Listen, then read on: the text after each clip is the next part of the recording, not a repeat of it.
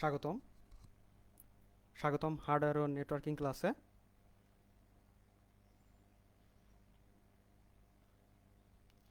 আহ, আপনারা কি আমাকে শুনতে পাচ্ছেন?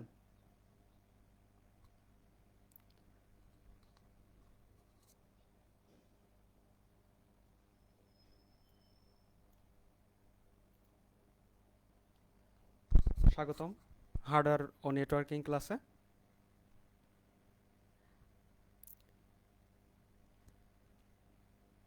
স্বাগতম হার্ডওয়্যার ও নেটওয়ার্কিং ক্লাসে।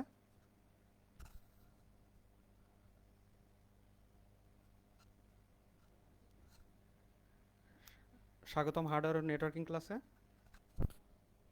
ফাইন ভাই, কি আমাকে শুনতে পাচ্ছেন?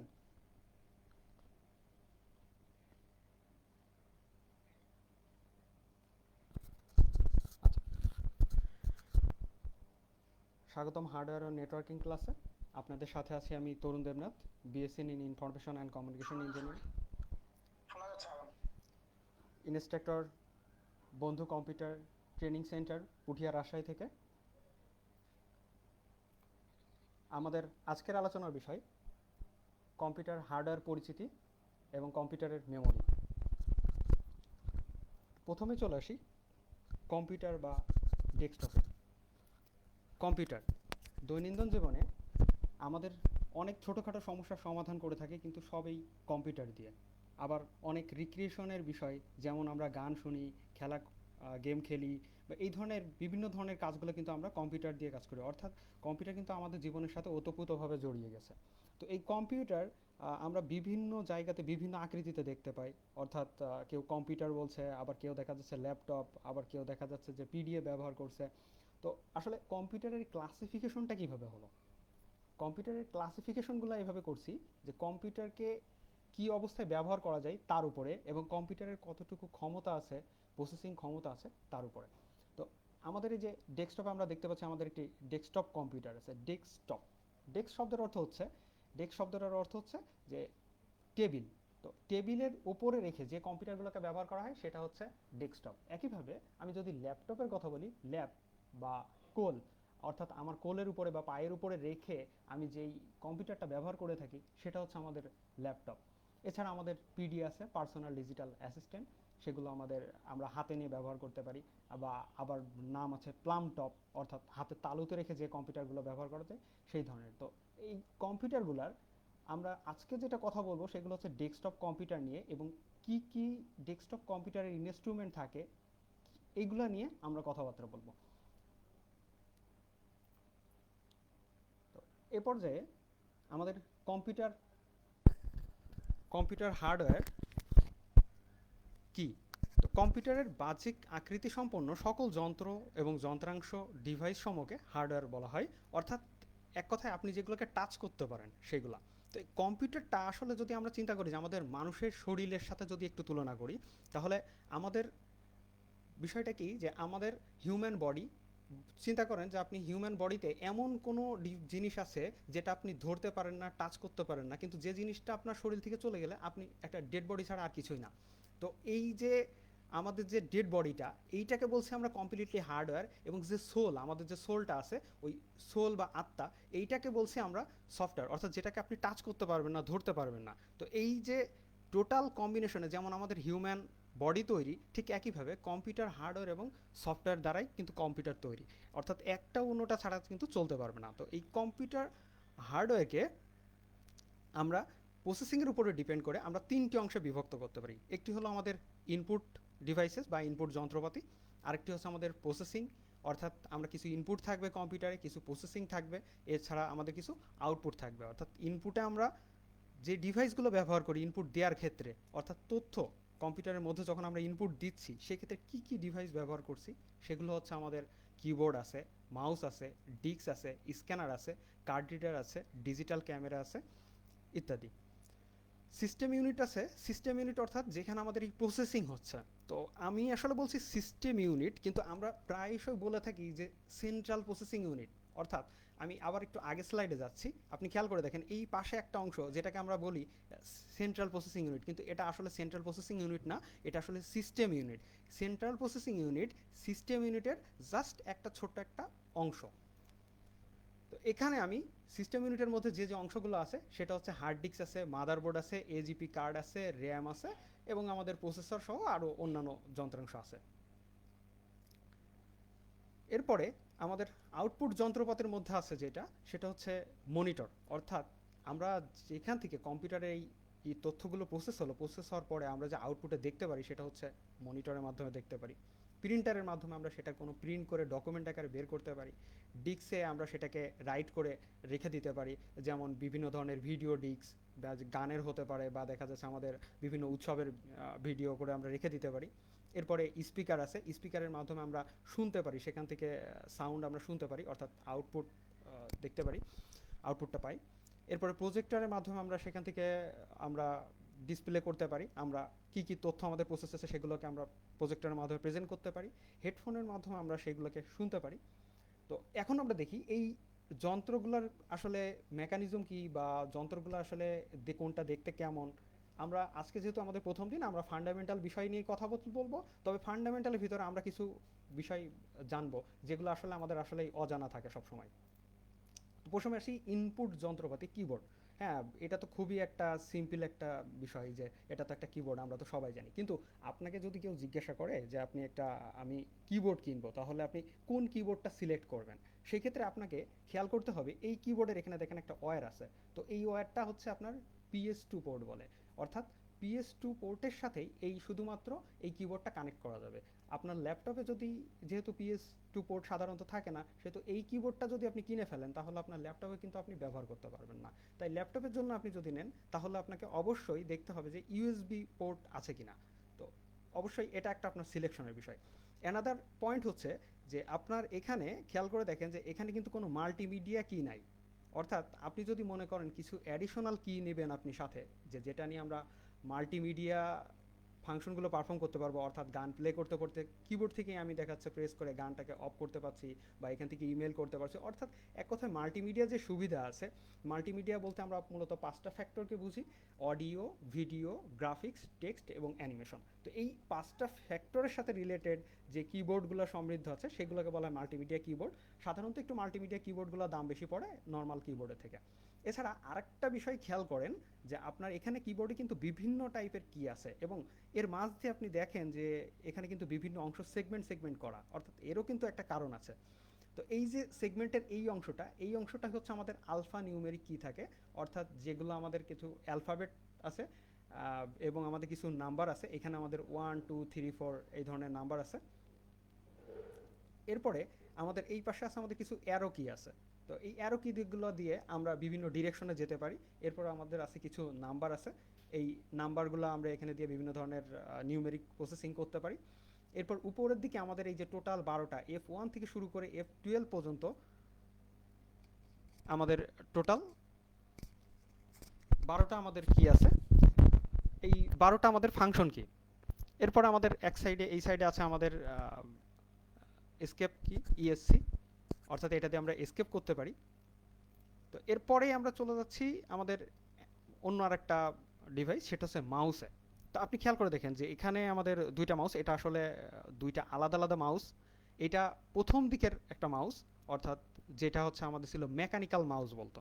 আর এখন বর্তমানে আমরা বাজারে সাধারণত যে মাউসগুলো পাই সেগুলো হচ্ছে আমাদের অপটিক্যাল মাউস। তো এই আমাদের অপটিক্যাল মাউস। আর মেকানিক্যাল মাউস আমাদের দেখেন কিভাবে কাজ করতো প্রথমের দিকের মাউসটা। ওর মধ্যে ছিল একটা বল, অর্থাৎ যে বলটা ঘোরার ফলে একটা ওর সাথে কিছু রোটেটিং হেড ছিল, এবং কিছু আমাদের এখানে এলইডি থাকতো। ওই এলইডির ভিতর থেকে আলো এসে আমাদের এই সাইডের ডিসপ্লেতে আমাদের পড়তো, এবং এখান থেকেই ওই আলোর পরিমাণের উপরে ডিপেন্ড করে এবং মধ্যবর্তী কতটুকু সময় পরে চেঞ্জ হচ্ছে এর উপরে ডিপেন্ড করে আমাদের এই মাউসের কার্সরটা কোথা থেকে কোথায় যাবে এটা সিলেক্ট করা হতো। আপনারা যদি আমাকে শুনতে পারেন তাহলে আপনারা কমেন্টে জানাবেন, এবং আপনাদের যদি কোনো প্রশ্ন থাকে আপনারা বলবেন, আমি অ্যান্সার দেওয়ার চেষ্টা করব। তো এর পাশেই, ঠিক ডান পাশেই আছে আমাদের অপটিক্যাল মাউস। এই অপটিক্যাল মাউসে আমাদের বর্তমান আমরা ব্যবহার করি, যেটা কমপ্লিটলি আমাদের আলোর মাধ্যমে কাজ করে। অর্থাৎ আমাদের মাউসটা আপনার কাছে যদি একটি মাউস থাকে, আপনি মাউসটি উল্টা করে দেখেন যে আপনার সেখান থেকে একটা আলো রিফ্লেক্ট করছে, আলো আসছে। ওই আলোটি আমাদের সারফেসে, যে সারফেসে আমরা রাখতে চাই মাউসটিকে রাখছি, ওই সারফেসে পড়ে সেখান থেকে আবার আমাদের আলোটা আবার মাউসে আসছে, এবং এই যে মধ্যবর্তী যে ইন্টারভালের টাইম আছে, এই টাইমের মাঝে সে প্রসেস করে সেখান থেকে আমাদেরকে আমরা ডিরেকশন সেট করছি, এবং কোন দিক থেকে কোন দিকে আমাদের মাউসের কার্সরটা নিতে হবে সেটা আমাদের সিলেক্ট করে। তো এইভাবে মাউস কিন্তু আমাদের কাজ করে। খুব মজার একটা বিষয়, যে দেখেন প্রথমে আমরা কাজ করতাম মেকানিক্যাল মাউসে, তারপর সেই মেকানিক্যাল মাউস থেকে আমরা চলে আসলাম অপটিক্যাল মাউসে, এবং এখন কমপ্লিটলি, আগেও সেই আলো দিয়েই কাজ করতাম, কিন্তু আগে এই মাউসগুলো অনেক ভারী হয়, আমি নিজেও ব্যবহার করছি। তো এখন বর্তমান এই মাউসগুলো আমাদের কিন্তু খুবই হালকা, এবং আমাদের দামেও অনেক সস্তায় চলে আসছে। তো পরবর্তীতে অন্য আরেকটা ইনপুট যন্ত্রপাতি আমরা দেখি, এটা হচ্ছে জয়স্টিক এবং এটা হচ্ছে ওয়েবক্যাম। আপনারা নিশ্চয়ই সবাই জানেন। তো জয়স্টিক দিয়ে যে কাজগুলো করি, জয়স্টিক দিয়ে আমরা গেম খেলি, জয়স্টিকে এটাকে ডানে বামে সামনে পিছনে ঠেলা দেওয়া যায়। ঠেলা দিলে অর্থাৎ ওই অনুযায়ী আপনি দেখা যাচ্ছে কোনো একটা অপারেশন পারফর্ম করতে পারেন আপনার কম্পিউটারে বা ল্যাপটপে। এর সাথে আপনার এখানে কিছু অ্যাডিশনাল দেখেন কিছু কি থাকে, যেগুলো দিয়ে আপনি দেখা যাচ্ছে গেম যদি খেলেন সেখানে ফায়ার করতে পারেন, বা দেখা যাচ্ছে যে শ্যুট করতে পারেন, বিভিন্ন ধরনের অপারেশন পারফর্ম করা যায়। বা দেখা যাচ্ছে আপনি ফুটবল খেলছেন, সেখানে কিক করতে পারছেন, ক্রিকেট খেলছেন, সেখানে দেখা যাচ্ছে যে ব্যাট দিয়ে আপনি হিট করতে পারছেন জোরে আস্তে, বিভিন্ন কাট করতে পারছেন, ডিফেন্স করতে পারছেন। বিভিন্ন ধরনের অপারেশন পারফর্ম করার জন্য জয়স্টিক ব্যবহার করা হয়। মূলত এটা গেমের জন্য আর কি খুবই ভালো, বা ভিআর এর ক্ষেত্রে, ভার্চুয়াল রিয়েলিটির ক্ষেত্রেও কিন্তু এটার অনেক ইফেক্টিভ ভূমিকা পালন করে। এরপরে আছে আমাদের ওয়েব ক্যাম। তো এটা আমাদের মূলত যেহেতু ডেস্কটপ কম্পিউটার নিয়ে কাজ করছি, সেহেতু আমরা ডেস্কটপের সাথেই আমরা এই ওয়েব ক্যামগুলোকে সেট করি। এর একটা, এই যে তার চলে গেছে, এই তারটার একটা ইউএসবি একটা পোর্ট আছে, যেটা আপনার ল্যাপটপের সাথে বা ডেস্কটপের সাথে আপনি কানেক্ট করে নিতে পারেন। এরপরে আপনি ওখান থেকে আপনার ছবি ইনপুট আকারে এর মাধ্যমে নিতে পারেন। ছবি হতে পারে, ভিডিও হতে পারে। তো যদি আপনি ডেস্কটপ না ব্যবহার করেন, সেক্ষেত্রে আপনার ল্যাপটপের সামনেই আপনার ঠিক ওপরেই দেখেন যে একটা ক্যামেরা দেওয়া আছে, এবং ওই ক্যামেরা থেকে কিন্তু আপনার ওটাই হচ্ছে আপনার ল্যাপটপের ক্ষেত্রে ওয়েব ক্যাম। তো যার মাধ্যমে আপনার নিজের ভিডিও এবং আপনার ছবি আপনি কম্পিউটারে ইনপুট নিতে পারেন। পরবর্তী যে ইনপুট যন্ত্রপাতি, অর্থাৎ ইনপুট যে ডিভাইসটা দেখবো, সেটা হচ্ছে আমাদের স্ক্যানার। তো দেখে আপনারা বুঝতে পারছেন যে স্ক্যানারের মাধ্যমে জাস্ট আমরা এই স্ক্যানারের ঢাকনাটা তুলে এর ভেতরে কোনো একটা ডকুমেন্ট রেখে, যে ডকুমেন্টের যে পাশটা আপনার লেখা আছে সেটাকে আমরা জাস্ট এর নিচের দিকে দিয়ে ঢাকনাটা ঢেকে আমরা জাস্ট এখানকার যে অ্যাপ্লিকেশন সফটওয়্যার আছে তার মাধ্যমে আমরা স্ক্যান করে কোনো ইনপুট নিতে পারি। এবং ওই যে ডকুমেন্টটা নেওয়ার জন্য আমাদের এই স্ক্যানারটা ব্যবহার করছি, এই ডকুমেন্টগুলো কিন্তু আমরা সফট কপি আকারে কম্পিউটারের মধ্যে পিডিএফ আকারে হয়, আমরা সেভ করে থাকি, বা দেখা যাচ্ছে আপনার সরাসরি ইমেজ আকার হয়। আপনারা যারা ফটোশপে কাজ করেন, বা দেখা যাচ্ছে যে বিভিন্ন টেকনিক্যাল লাইনে যারা আছেন, তারা যে দোকানে যারা হচ্ছে এই ধরনের ছবি এডিট করার কাজ করে থাকেন, ভিডিও এডিট করার কাজ করে থাকেন, তো এই ক্ষেত্রে কিন্তু আমাদের এই যে ছবি এডিট করার ক্ষেত্রে কিন্তু আমাদের এই স্ক্যানারগুলো বেশ কাজে দেয়। এছাড়া অফিস আদালতে সব জায়গাতেই এই স্ক্যানার আপনি পাবেন, যেখানে ডকুমেন্ট স্ক্যান করার ক্ষেত্রে এটা ব্যবহার করা হয়। পরের যে ইনপুট ডিভাইস আছে সেটা হচ্ছে কার্ড রিডার এবং পেন ড্রাইভ। আমার তো মনে হয় না যে এই ডিভাইসগুলোর সাথে আমরা কেউ অপরিচিত আছি এরকম। সবাই আমরা এই কার্ড রিডার বা পেন ড্রাইভ কিন্তু আমরা চিনি। তো এই যে এটা একটা দেখেন পেন ড্রাইভ, এটা আসলে 2 জিবির পেন ড্রাইভ। তো বর্তমানে তো 8 জিবি বা 16 জিবি, 32 জিবি, এটা তো খুবই অ্যাভেলেবল। 64 জিবি, ইভেন 128 জিবি পর্যন্ত পেন ড্রাইভ আমাদের পাওয়া যাচ্ছে। তো যত বেশি আপনার স্পেস হবে এই পেন ড্রাইভের মাধ্যমে, আপনি এক জায়গা থেকে অন্য জায়গায় বিভিন্ন তথ্য, হতে পারে সেটা গান, হতে পারে কোনো মুভি, হতে পারে কোনো দেখাচ্ছে আদার্স কোনো ডকুমেন্ট, সেগুলোকে আপনি ট্রান্সফার করতে পারেন, এক জায়গা থেকে অন্য জায়গায় নিয়ে ব্যবহার করতে পারেন। তো এক পিসি থেকে আপনি অন্য পিসিতেও ব্যবহার করতে পারেন। এরপরে এই সাইড আছে আমাদের কার্ড রিডার। তো কার্ড রিডারটা দেখেন, আমার এখানে কার্ড রিডারের স্লট আছে, বিভিন্ন সাইজের কার্ড আছে, মেমোরি কার্ড আছে। তো এটা একটা ছোট আমাদের একটা মেমোরি কার্ড। এই মেমোরি কার্ডকে আমরা এখানে এর মাধ্যমে ইনসার্ট করে এইটাকে আমাদের ইউএসবি, যেটা ইউনিভার্সাল সিরিয়াল বাস বলে, যেটা হচ্ছে আমাদের পিসির সাথে আছে, মাদারবোর্ডের সাথে। তো এই পিসির মাদারবোর্ডের আমরা সাথে এটা যদি আমরা কানেক্ট করি, এই পোর্টটাকে, ইউএসবি পোর্টটাকে কানেক্ট করলে দেন আপনি এখান থেকে ডাটা রিড করতে পারেন এই কার্ড রিডারের এই ডিভাইসটির মাধ্যমে। তো এর সাথে আমাদের ইনপুট যে যন্ত্রপাতিগুলো সেগুলো শেষ হয়ে গেছে। এখন আমাদের ইনপুট নেওয়ার পরে আমরা সিস্টেম ইউনিটে কীভাবে প্রসেস করি, আসলে কম্পিউটারের সিস্টেম ইউনিটের মধ্যে কী কী আছে আমরা একটু দেখি যে সিস্টেম ইউনিটের মধ্যে আসলে কী আছে। তো এই সিস্টেম ইউনিটের মধ্যে আপনার এই যে আমি যেটা বলছিলাম সিস্টেম ইউনিট, আপনি খেয়াল করে দেখেন এখানে আমাদের সিস্টেম ফ্যান আছে। আপনি যদি আপনার হাতের কাছে যদি থেকে থাকে একটা সিস্টেম ইউনিট, আপনি সাথে সাথে সাথে দেখতে পারেন সেখানে একটা ফ্যান আছে, যেটা আসলে মূলত ঠান্ডা করার ক্ষেত্রে এই হোল সিস্টেমটাকে কুল করার ক্ষেত্রে আমাদের ব্যবহার করা হয়, এবং ভেতরের বায়ুটাকে টেনে সে বাইরে বের করে দেয়, গরম হাওয়াটাকে টেনে বাইরে বের করে দেয়। এটাই কিন্তু মূলত আমাদের সিস্টেম ফ্যানের কাজ। তো এরপরে আছে আমাদের ফ্লপি ডিস্ক, একটা ফ্লপি ডিস্ক ড্রাইভ। আসলে এটা এখন খুব কম ব্যবহার হয়, আহ, একেবারে হয় না বলতে গেলেই চলে। এটা আগে খুব ব্যবহার হতো, কারণ ফ্লপি ডিস্কের আমাদের স্পেসটা অনেক কম থাকে, এই জন্য ফ্লপি ডিস্ক এখন আর ব্যবহার করা হয় না। এরপর আছে আমাদের হিট সিঙ্ক, যেটা আসলে মূলত আমাদের প্রসেসরের উপরে থাকে। তো প্রসেসর চলার সময় কিন্তু প্রচুর পরিমাণে হিট হয়, প্রচুর পরিমাণে হিট হয়। তো এই হিটটাকে ঠান্ডা করার জন্য বা কুল করার জন্য কিন্তু আমাদের মূলত আলাদা একটা হিট সিঙ্ক থাকে, যেটা আমাদের একেবারে প্রসেসরের উপরে থাকে, এবং ঠিক তার উপরের অংশেই ওই হিট সিঙ্কটাকে ঠান্ডা করার জন্য আমাদের একটা আলাদা একটা ফ্যান থাকে। এরপরেই আছে, এর ভেতরে সিস্টেম ইউনিটের মধ্যে আলাদা করে আছে, সেটা হচ্ছে হার্ড ড্রাইভ। নিশ্চয়ই আপনারা চিন্তা করছেন যে এটা আসলে আবার কি। তা আসলে হার্ড ড্রাইভ কিছুই না।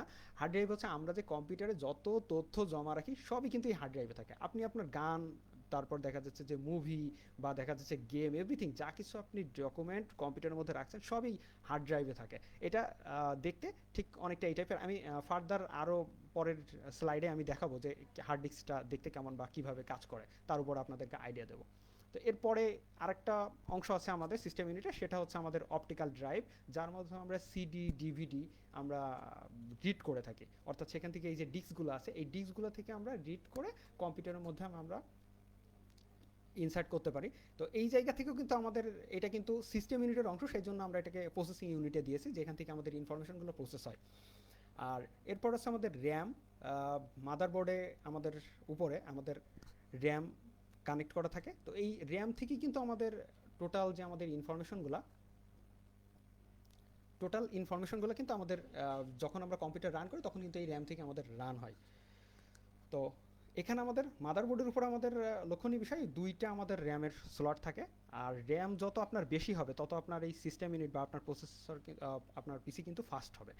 আর পরবর্তীতে আর একটা বিষয়, যেটা সবচেয়ে গুরুত্বপূর্ণ বিষয়, আমরা সাধারণত পিসিকেই এই সিস্টেম ইউনিটকে যেটা বলতাম যে সেন্ট্রাল প্রসেসিং ইউনিট, আসলে সেন্ট্রাল প্রসেসিং ইউনিট বা সিপিইউ হচ্ছে আমাদের মূলত প্রসেসর। তো এই হচ্ছে আমাদের প্রসেসর। আমরা প্রসেসর নিয়ে আরও বিস্তারিত আলাপ করবো একটু পরেই। আর এর পাশে হচ্ছে মাদারবোর্ড, অর্থাৎ সমস্ত জিনিসগুলোকে যেভাবে আমাদের যে ডিভাইসের সাথে কানেক্ট করা থাকে সেটা হচ্ছে আমাদের মাদারবোর্ড। তো একটা ফ্যামিলিতে মা যেমন সব কিছু পুরো ফ্যামিলিটাকে হোল্ড করে রাখে, তো সেইভাবেই এই মাদারবোর্ড আমাদের কিন্তু পুরো আমাদের সিস্টেম ইউনিটকে, সমস্ত ডিভাইসগুলোকে হোল্ড করে রাখে। আর লাস্ট অফ অল আমাদের আরেকটা যেটা ডিভাইস, যে পাওয়ার সাপ্লাই, এটা হচ্ছে সমস্ত আমাদের যে যন্ত্রগুলো আছে এইগুলোর মধ্যে পাওয়ারের সমন্বয় করে থাকে। অর্থাৎ যতটুকু যেখানে পাওয়ার প্রয়োজন ততটুকু পাওয়ার দেয়। পাওয়ার সাপ্লাই আপনার কাছে থাকলে আপনি দেখবেন যে পাওয়ার সাপ্লাইয়ের মধ্যে বিভিন্ন তার আছে, বিভিন্ন কালারের তার আছে। তো এই প্রত্যেকটা কালারফুল তারের একটা আলাদা মিনিং আছে, এবং ওই কালারের তারে আপনার পার্টিকুলার কিছু ভোল্টেজ থাকে। অর্থাৎ কোনোটাতে 5 ভোল্ট থাকতে পারে, কোনোটাতে আছে আপনার হচ্ছে 6 ভোল্ট, কোনোটাতে 10 ভোল্ট, কোনোটাতে দেখা যাচ্ছে আপনার 12 আছে, 18 আছে, 20 আছে, 22 আছে, এবং 24 ভোল্ট পর্যন্ত আছে।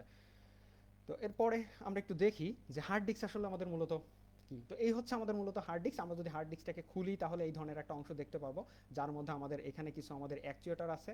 এই অ্যাকচুয়েটারের কিছু আমাদের স্লাইডার আছে। এই স্লাইডার হেডের মাধ্যমে আমরা এখান থেকে রিড করতে পারি, ইনফরমেশন রিড করতে পারি এখান থেকে। এই হার্ড ডিস্ক এর মধ্যে কিন্তু আমাদের অনেকগুলো ডিস্ক আছে। এগুলা খুব চকচকে একটা স্টিল কালারের, এরকম অনেকগুলো ডিস্ক পাওয়া যায়, ছোট ছোট ডিস্ক। তো এই ডিস্কগুলো কমপ্লিটলি রোটেট করতে থাকে, এবং এই যে অ্যাকচুয়েটারের মাধ্যমে এখান থেকে আমাদের এই স্লাইডিং হেডের মাধ্যমে এই ইনফরমেশনগুলো পাই, এবং অতঃপর সেগুলোকে রিবনের মাধ্যমে আমাদের এই পোর্টের মাধ্যমে আমাদের পাস করে, সেখান থেকে ডাটা আদান প্রদান হয়ে থাকে। তো এই ছিল আমাদের হার্ড ডিস্ক। আমরা পরে চলে যাই সিস্টেম ইউনিট র্যাম। তো র্যাম আসলে বিভিন্ন নামে পাওয়া যায়। বর্তমান হচ্ছে যে ডিডিআর আছে, DDR2, DDR3, DDR4, এই হচ্ছে আমাদের র্যাম। তো এখানে আমাদের যে র্যাম ডিডিআর বর্তমান 5ও পর্যন্ত চলে আসছে। তো যত বেশি আপনি আপডেটের দিকে যাবেন, DDR4, 5, তত আপনার বেশি র্যামের পারফরমেন্স থাকবে, এবং তত আপনার ভালো পিসির পারফরমেন্স পাবেন। তো র্যামের দিকে লাগানোর সময় একটু খেয়াল করবেন, যেহেতু আমরা এখন টেকনিক্যাল লাইন নিয়ে কথা বলছি, অবশ্যই আমাদের টেকনিক্যাল বিষয়গুলো সবসময় আমাদের মাথায় রাখতে হবে। তো খেয়াল করে দেখেন আপনি এক সাইড থেকে এই যে সেন্টার একটা কাটিং একটা অপশন আছে, এই জায়গা থেকে এই জায়গা যতটুকু দূরত্ব, ঠিক এই জায়গা থেকে এটা কিন্তু ততটুকু দূরত্ব না, আরও বেশি। তো এইটা আপনার খেয়াল করে তারপরে কিন্তু লাগাবেন। এর দুই সাইডে দুইটা লকের জন্য দুইটা করা আছে, গ্রুপ করা আছে। এই লক দুইটা আপনি যখন প্রেস করেন এই সাইড থেকে উপর থেকে প্রেস করবেন, তখন এই লক দুইটা এই দুই জায়গার মধ্যে বসে যাবে। পরে আছে, এর পরের অংশ হচ্ছে system unit, processor. Processor, Intel processor আমরা সাধারণত দেখে থাকি। তো আমরা আরেকটা প্রসেসরও আছে কিন্তু এএমডি, যার কথা আমরা অনেকে হয়তো জানি না। তো এএমডি আমাদের প্রসেসর এই দুইটা কোম্পানি তৈরি করে থাকে, ইন্টেল এবং এএমডি। এএমডির পূর্ণ অর্থ হচ্ছে অ্যাডভান্সড মাইক্রো ডিভাইসেস। এএমডি দেখেন 1975 সাল থেকে 2019 সাল পর্যন্ত আমি একটা এখান থেকে তাদের একটা জাস্ট প্রসেসরের একটা যে রেভলিউশন হয়েছে সেইটার একটা চিত্র দেওয়ার চেষ্টা করছি। আর ইন্টেল মাইক্রো প্রসেসর তো আমরা কন্টিনিউয়াসলি ব্যবহার করছি। সেই ইন্টেল শুরু করছিলাম C4004 থেকে, তারপর 80286, 80386, ইন্টেল কোর টু ডুও, তারপর পেন্টিয়াম, তারপর ডুয়াল কোর। তো এরপরে তারপর আসলে আমাদের কোর i3, কোর i5, তারপর 7, তারপর হচ্ছে বর্তমান আবার 9 শুরু হয়েছে। তো এইভাবে কিন্তু আমাদের এই রেভলিউশন চলছে। আপনি যদি প্রসেসর সিলেক্ট করতে চান তাহলে সবচেয়ে ফার্স্টে খেয়াল রাখবেন যে আপনি কি কারণে পিসিটা ব্যবহার করতে চাচ্ছেন। কারণ আপনার যদি গেমের পারফরমেন্সের জন্য দরকার হয় তাহলে আপনার জন্য আমি যেটা বলবো সবচেয়ে বেস্ট হবে আপনার এএমডি। আর আপনি যদি মনে করেন যে অনেক বেশি ফাস্টার স্পিডের জন্য চিন্তা করছেন বা ইকোনমিক চিন্তা করছেন, সেটা হচ্ছে অবশ্যই ইন্টেল। যে কারণে ইন্টেল এত বেশি জনপ্রিয়, কারণ আমরা সবাই ইকোনমিক একটা রেটের মধ্যে সবচেয়ে ফাস্টার একটা পিসি চাই, যে কারণে আমাদের ইন্টেলটা জনপ্রিয়। তবে আপনার এএমডিকেও খারাপ বলা যাবে না, কারণ এএমডি গেমের দিক থেকে এএমডির পারফরমেন্সের সাথে কোনো তুলনা নেই। এরপর সিস্টেম ইউনিটের প্রসেসর ট্রেটাকে আমরা একটু খুলে দেখিয়েছি যে প্রসেসরের এখানে আপনি প্রসেসর বসায় এই ঢাকনাটাকে আপনি ফেলে দিয়ে এখানে লক করে দিতে পারেন, এবং এর উপরে প্রসেসরের এই হিটসিঙ্কটাকে, আপনার একটা হিটসিঙ্ক আছে উপরেই, যেটাকে কুল করার জন্য আমাদের এই সাইডে আমাদের প্রসেসর ট্রের উপরে আমাদের একটা ফ্যান দরকার হয়। তো সিস্টেম ইউনিটের যে মাদারবোর্ড, আমি বলছিলাম যে পাওয়ার সাপ্লাইতে আমাদের যে অনেকগুলো তার আছে, অর্থাৎ বিভিন্ন কালারের যে তার আছে, সেই তারগুলোতে আপনার যে বিভিন্ন ভোল্টেজ থাকে সেটাই আমাদের এখানে আর কি শো করা হয়েছে, যেটার মাধ্যমে আমরা এই মাদারবোর্ডের যে পাওয়ার সাপ্লাই পোর্ট আছে সেখানে আমরা এখানে সাপ্লাই দিয়ে থাকি বিভিন্ন ধরনের। এই দেখেন সাইডে এখানে পোর্ট আছে, এইটা আমাদের দুইটা হচ্ছে যে র্যামের স্লট আছে, এখানে আমাদের হচ্ছে সিপিইউ বসাবো। এই সাইডে আমাদের হচ্ছে যে গ্রাফিক্স পোর্ট বা এজিপি কার্ড বসাতে পারবো, যেটা হচ্ছে এজিপি আমি আগে বলছিলাম, অ্যাক্সিলারেটেড গ্রাফিক্স পোর্ট। এরপরে আমাদের এখানে হচ্ছে পিসিআই স্লট আছে, যেটা হচ্ছে আমাদের পেরিফেরাল কম্পোনেন্ট ইন্টারকানেক্ট পিসিআই, বা পিসিআই যে আমাদের স্লটগুলো আছে সেইগুলা। আপনারা যদি আমাকে শুনতে পারেন মাঝে মধ্যে কমেন্ট করবেন, আপনাদের কোনো প্রশ্ন থাকলে আমি অ্যান্সার অবশ্যই দিব। এরপরে মাদারবোর্ডের অন্যান্য আর কয়েকটা অংশ দেখাতে হবে, সেটা হচ্ছে এটা হচ্ছে ল্যান। যেহেতু আমাদের সাবজেক্ট এখন হার্ডওয়্যারের নেটওয়ার্কিং এর, সো ল্যানটা আমাদেরকে অবশ্যই মেনশন করতে হবে। আমি ল্যান নিয়ে আরও বিস্তারিত কথা বলবো, জাস্ট আমরা এটা শুনে রাখি যে এটা হচ্ছে আমাদের ল্যান কার্ড। আর এটাই হলো সেই আমাদের এজিপি কার্ড। তো এজিপি কার্ডটা কেন ব্যবহার করব? আমার তো এজিপি কার্ড ছাড়াও তো আমার পিসি চলবে। হ্যাঁ, যদি আপনি কম্পিউটারে গেম খেলতে চান, ভালো পারফরমেন্স চান, গেমের অনেক বেশি হাই রেজলিউশন সমৃদ্ধ আপনি গেম খেলতে চাচ্ছেন, গেমের কোয়ালিটিটা ভালো আসছে না, গ্রাফিক্সটা ভালো আসছে না, দেন তাহলে আপনার জন্য একটা গ্রাফিক্স কার্ড দরকার। তো এই ক্ষেত্রে আপনার এই ধরনের এজিপি যে গ্রাফিক্স কার্ডগুলো আছে আপনার পিসির সাথে কানেক্ট করতে হবে। তো এরপরের আছে আমাদের মাদারবোর্ডের আরেকটু গুরুত্বপূর্ণ অংশ, সেটা হচ্ছে আমাদের মাদারবোর্ডের বায়োস। অর্থাৎ বায়োসের অর্থ হচ্ছে বেসিক ইনপুট আউটপুট সিস্টেম। বায়োসের অর্থ বেসিক ইনপুট আউটপুট সিস্টেম, যার সংক্ষিপ্ত রূপ হচ্ছে আমাদের বায়োস, যেটা আমাদের মূলত কম্পিউটারের বুট হওয়া বা অন হওয়া এইটা নিয়ে আমাদের সবসময় কাজ করে। এইভাবে আমাদের বায়োসটা কাজ করে। তো খেয়াল করে দেখেন যে বায়োসের সাইডে আমার এখানে একটা ব্যাটারি আছে। আপনি যদি কম্পিউটারের মাদারবোর্ড সামনে থেকে থাকে, বা আপনি পরে খুললে দেখতে পারবেন যে তার ভিতরে একটা ব্যাটারি আছে। তো ব্যাটারির মূলত যে কাজ, আপনার কম্পিউটারের যে টাইমটা, অর্থাৎ আপনি একবার বন্ধ করে চলে যাচ্ছেন, আপনি আবার রাতে এসে অন করছেন, সকালে বন্ধ করছেন, রাতে অন করছেন, আপনি দেখছেন যে না, রাতের টাইমটা রাতেই দেখাচ্ছে, দিনের টাইমটা দিনে দেখাচ্ছে। কিভাবে কম্পিউটার মনে রাখছে? আসলে মনে রাখে এই মূলত এই ব্যাটারির পাওয়ার সাপ্লাই, একটা কনস্ট্যান্ট পাওয়ার সাপ্লাই দেয় যাতে করে এটা মনে রাখে। এছাড়া আমাদের কিছু পিনের সাথেও আমাদের এই বায়োসের আমাদের ব্যাটারিটা সংযুক্ত। এই সাইডে আমরা কিছু পাবো জাম্পার, যে জাম্পারগুলো মূলত আমাদের কিছু পাওয়ার প্রোভাইড করে। অর্থাৎ আপনার সামনের দিকে আপনি পাওয়ার বাটনে চাপ দিচ্ছেন, প্রেস করছেন, অর্থাৎ সেটা আপনি এখান থেকে কমান্ড দিচ্ছেন। আপনি যখন রিসেট করছেন সেটাও আপনি এখান থেকে কমান্ড দিচ্ছেন। এখানে থেকে জাস্ট জাম্পারগুলো একটা আরেকটার সাথে কানেক্ট করে দেয়, এক পিনকে আরেকটা পিনের সাথে কানেক্ট করে দিয়ে পিসিকে অন করে, পিসিকে রিস্টার্ট দেয়। ইভেন এখান থেকে আপনার একটা যে এলইডি, যে সামনে যে এলইডি জ্বলে সবুজ লাল আলো, এইগুলো কিন্তু আপনার এই জায়গা থেকে আমরা কানেকশনগুলো দেখতে পাই। এরপরে আমাদের আউটপুট আরেকটা ডিভাইসের মধ্যে আছে আমাদের, সেটা হচ্ছে আমাদের মনিটর। তো এখানে আমরা তিনটা মনিটর দেখেছি, একটা হচ্ছে আমাদের সিআরটি, এলইডি আর এলসিডি। সিআরটি অর্থ হচ্ছে ক্যাথোড রে টিউব, আর এলইডি লাইট ইমিটিং ডায়োড, আর এলসিডি লিকুইড ক্রিস্টাল ডিসপ্লে। তো আসলে সব কিছু বলতে গেলে যে এর ভিতর থেকে এটা আমরা অনেক আগে ব্যবহার করতাম, এবং সাইজ এবং কোয়ালিটির দিক থেকে এর ভিতর সব থেকে বেটার হচ্ছে কোয়ালিটি হচ্ছে আপনার এলইডি। এবং আপনারা যদি কেউ কিনতে চান তাহলে অবশ্যই সবসময় বলবেন, সাজেস্ট করবেন এলইডি। এটা এলইডি থেকে একটু মানে লোয়ার কোয়ালিটি হচ্ছে LCD, but LCD is higher, having higher quality than CRT. CRT থেকে কিন্তু এলসিডির কোয়ালিটিটা ভালো। তো এরপর আসছে আউটপুটের অন্য আরেকটা যন্ত্রাংশ, সেটা হচ্ছে আমাদের প্রিন্টার। তো প্রিন্টার আমাদের সাধারণত বাজারে আমরা 3 টাইপের প্রিন্টার দেখতে পাই। এখানে আমরা 2 টাইপের প্রিন্টার দেখেছি, একটা হচ্ছে লেজার প্রিন্টার, আর এই সাইড হচ্ছে আমাদের কালার জেট প্রিন্টার। দুইটার প্রধান সুবিধা অসুবিধা আমি বলছি। কালার জেট প্রিন্টার আপনি প্রিন্ট দেওয়ার পরে কাগজটা শুকানোর জন্য আপনাকে ওয়েট করতে হবে কিছুক্ষণ। আর লেজার প্রিন্টারে এটা না, লেজার প্রিন্টারের গতিও কালার প্রিন্টারের থেকে অনেক বেশি ফাস্ট, এবং এটা আপনার কালার শুকানোর কোনো প্রয়োজন নাই। তবে লেজার প্রিন্টারের দাম অনেক বেশি হয়ে থাকে, করসপন্ডিংলি আপনার কালার ইঙ্কজেট প্রিন্টারের দাম অনেক কম হয়ে থাকে। এছাড়া আরেকটা প্রিন্টারের কথা বলছিলাম, সেটা হচ্ছে আপনার ডটম্যাটিক্স প্রিন্টার, যেগুলো সাধারণত ইলেকট্রিসিটির বিল বা ব্যাংকে আমাদের প্রসেস করার ক্ষেত্রে, ডকুমেন্ট প্রসেস করার ক্ষেত্রে ব্যবহার করা হয়ে থাকে। এরপর আছে আরেকটা যন্ত্রপাতি, আউটপুট যন্ত্রপাতি, সেটা হচ্ছে আমাদের স্পিকার, যার মাধ্যমে আমরা সাউন্ড শুনতে পারি। এটা নিয়ে আমার মনে হয় না যে আপনাদের কারো কোনো কনফিউশন আছে।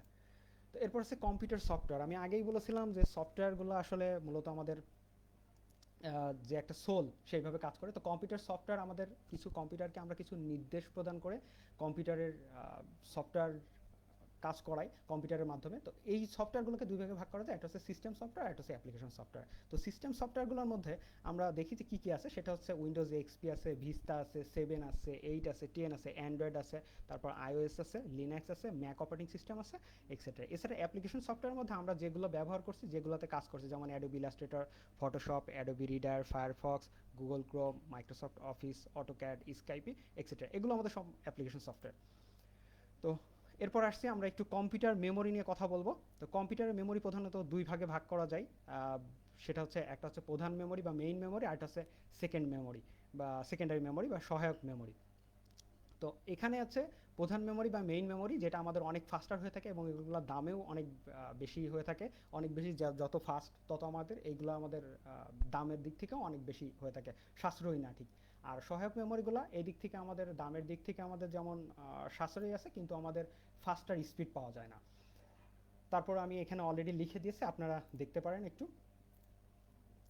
এক নজরে যদি আমরা মেমোরিগুলোকে একটু দেখে নিই তাহলে পাই কম্পিউটারের মেইন মেমোরিকে আমরা প্রধান মেমোরিকে দুই ভাগে ভাগ করতে পারি, যথা র্যাম আর রম, অর্থাৎ প্রাইমারি মেমোরি। তারপর র্যামকে আবার দুই ভাগে ভাগ করা যায়, এস র্যাম যেটা হচ্ছে স্ট্যাটিক র্যান্ডম অ্যাক্সেস মেমোরি, আর ডি র্যাম যেটা হচ্ছে ডাইনামিক র্যান্ডম অ্যাক্সেস মেমোরি। এরপর রম যেটা হচ্ছে নন ভলাটাইল, উদ্দায় না। অর্থাৎ ভলাটাইল শব্দের অর্থ হচ্ছে যে উদ্দায় মানে আপনার কারেন্ট চলে যাওয়ার সাথে সাথে আপনার যে তথ্যগুলো ওই ডিভাইসে থাকবে সেগুলো চলে যাবে, এটা হচ্ছে ভলাটাইল। তার নন ভলাটাইল মানে কি, ওখানে ইনফরমেশনগুলো সেভ হয়ে থাকবে। তারপর হচ্ছে পিরম আছে। পিরমের অর্থ হচ্ছে programmable read only memory. EPROM আছে, electrical erasable programmable read only memory. আর এই পাশে হার্ড ডিস্ক ড্রাইভ আছে। তারপর আছে আমাদের এসএসডি ডিভাইস আছে, তারপর কম্প্যাক্ট ডিস্ক আছে, ফ্লপি ডিস্ক আছে, ম্যাগনেটিক টেপ আছে। আমি পরবর্তী অংশে সবগুলাকেই আলাদা আলাদাভাবে আমি এখানে বর্ণনা করেছি। আপনি দেখতে পারেন র্যাম আছে, অর্থাৎ কম্পিউটারে আমরা যখন রান করি তখন আমাদের ইনফরমেশনগুলো ফার্স্ট যে কিন্তু আমাদের ওই র্যামেই থাকে। তো এই জায়গা থেকে আমাদের র্যামের পরিমাণটা যতটা বেশি হবে তত আমাদের কম্পিউটার ফাস্টার হবে এবং স্পিড ভালো পাবো। তো এই জন্য আমাদের র্যামটা সবসময় বেশি নেওয়াই প্রয়োজন। যতটা পারবেন র্যামটাকে বাড়িয়ে নেবেন, আর যত বেশি র্যামের সাইজ হবে নিশ্চয়ই তত আপনার দামেও বেশি পড়বে। রম রম হচ্ছে রিড অনলি মেমোরি। এটা আপনি ইরেজ করতে পারেন, আবার দেখা যাচ্ছে প্রোগ্রাম রিড করতে পারেন। কিছু কিছু আছে শুধু রিড অনলি মেমোরি, যেগুলো আসলে লেখা যায় না। আবার কিছু কিছু লিখতে পারবেন, সেগুলো আপনার ইলেকট্রিক্যালি ইরেজ করা যায়, বা দেখা যাচ্ছে আল্ট্রাভায়োলেট রে দিয়েও আপনার ইরেজ করা যায়। এরপরে আমাদের হার্ড ডিস্ক, হার্ড ডিস্ক আছে। হার্ড ডিস্কটা আমি বলেছি, আমি অলরেডি হার্ড ডিস্ক নিয়ে কথা বলেছি। তো হার্ড ডিস্কের আমাদের বিভিন্ন যে সাইজ আছে, সেটা হচ্ছে যে বিভিন্ন আমাদের বর্তমান গিগাবাইট বা টেরাবাইট পর্যায়ে আছে। আমরা যত বেশি সাইজ নেব তত বেশি ইনফরমেশন আমরা স্টোর করতে পারবো। তো এরপর আছে আমাদের পেন ড্রাইভ। আমি অলরেডি পেন ড্রাইভ নিয়ে কথা বলছি, এসএসডি যেটা আমাদের সলিড স্টেট ড্রাইভ। তো সলিড স্টেট ড্রাইভ আমাদের হার্ড ডিস্কের থেকে অনেক বেটার, আর যেখানে আমাদের অনেক বেশি স্পিড আমাদের প্রোভাইড করে থাকে। সো এসএসডি যদি আপনারা হার্ড ডিস্কের পরিবর্তে লাগাতে পারেন তাহলে অনেক ভালো, কিন্তু এসএসডির দাম আসলে হার্ড ডিস্কের তুলনায় অনেক গুণ বেশি, অনেক গুণ। তো এরপরে আমি এই যে মেমোরি ইউনিট নিয়ে কথা বললাম, তো আমি লাস্ট অফ অল আমি মেমোরির যে ধারণ ক্ষমতা এইটা নিয়ে একটু কথা বলবো, কারণ পরবর্তীতে এটা আমাদের অনেক বেশি প্রয়োজন হবে। সেটা হচ্ছে বিট এবং বাইট। কম্পিউটারে যে মেমোরি যে আমাদের ইনফরমেশনগুলো স্টোর করে রাখে, তার আমাদের যে ধারণ ক্ষমতার যে একক, ক্ষুদ্রতম একক, সেগুলোকে হচ্ছে বিট বলা হয়। অর্থাৎ বিট হচ্ছে আপনার 0 এবং 1 দ্বারা প্রকাশ করা হয়। এক্ষেত্রে 1 মানে হাই ভোল্টেজ, অর্থাৎ কারেন্ট যখন একটা তারের মধ্যে দিয়ে যায় তখন সেটার হাই ভোল্টেজকে আমরা প্রকাশ করব 1 দিয়ে, আর লো ভোল্টেজকে প্রকাশ করব 0 দিয়ে। তো এই রকম এই 1 অথবা 0-র যদি 8টা বিট হয়, তাহলে সেই ক্ষেত্রে আমাদের মেমোরিতে 1 বাইট জায়গা দখল করবে। যদি 1024 বাইট হয়, তাহলে সেক্ষেত্রে আমার 1 কিলোবাইট জায়গা দখল করবে। যদি 1024 কিলোবাইট হয়, সেক্ষেত্রে 1 মেগাবাইট জায়গা দখল করবে। এবং যদি 1024 মেগাবাইট হয়, 1 গিগাবাইট জায়গা দখল করবে। একইভাবে 1024 গিগাবাইট সমান 1 টেরাবাইট জায়গা হবে, এবং 1024 টেরাবাইট সমান আবার 1 হেক্সাবাইট হবে। অর্থাৎ এইভাবে কিন্তু আমাদের মানে মেমোরির বড় এককগুলোতে ক্রমাগত যাচ্ছে, অর্থাৎ byte, kilobyte, megabyte, gigabyte, terabyte, hexabyte, এইভাবে চলছে। তো শিক্ষার্থীরা, আজকে আমাদের এই পর্যন্তই ছিল। আমাদের কম্পিউটারের ইনস্ট্রুমেন্টগুলোর সাথে আমরা আজকে পরিচিত হলাম। আগামীতে আমরা আরও নতুন নতুন টপিক নিয়ে আলোচনা করব। আর আমাদের আজকের ভিডিওতে যদি যদি কারো কোনো প্রবলেম থেকে থাকে, তাহলে ভিডিওটি বা কোনো সমস্যা থাকলে সেক্ষেত্রে আমাদের জাতীয় দক্ষতা বাতায়নে skills.gov.bd তে গিয়ে আমাদের এই পুরো ভিডিওটি আবার দেখতে পারেন। ধন্যবাদ সকলকে।